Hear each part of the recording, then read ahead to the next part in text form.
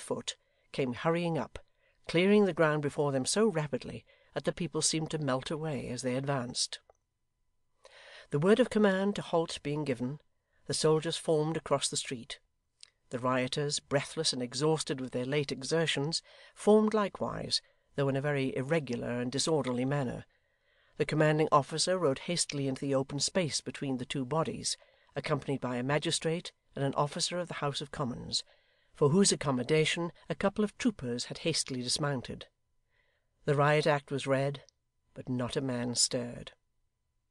In the first rank of the insurgents, Barnaby and Hugh stood side by side.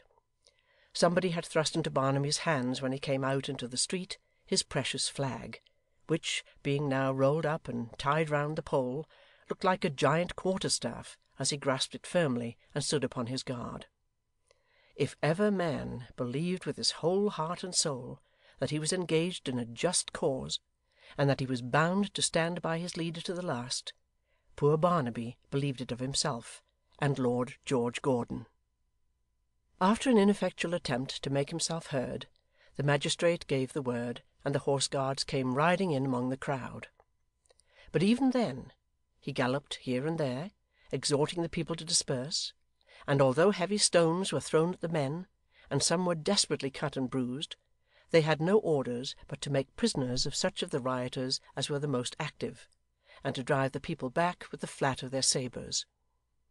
As the horses came in among them, the throng gave way at many points, and the guards, following up their advantage, were rapidly clearing the ground, when 2 or 3 of the foremost, who were in a manner cut off from the rest by the people closing round them, made straight towards Barnaby and Hugh, who had no doubt been pointed out as the 2 men who dropped into the lobby.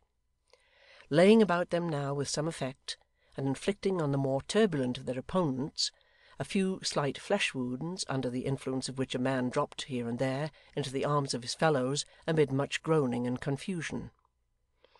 At the sight of gashed and bloody faces, seen for a moment in the crowd, then hidden by the press around them, Barnaby turned pale and sick. But he stood his ground, and grasping his pole more firmly yet, kept his eye fixed upon the nearest soldier, nodding his head meanwhile as Hugh, with a scowling visage, whispered in his ear. The soldier came spurring on, making his horse rear as the people pressed about him, cutting at the hands of those who would have grasped his rein and forced his charger back, and waving to his comrades to follow.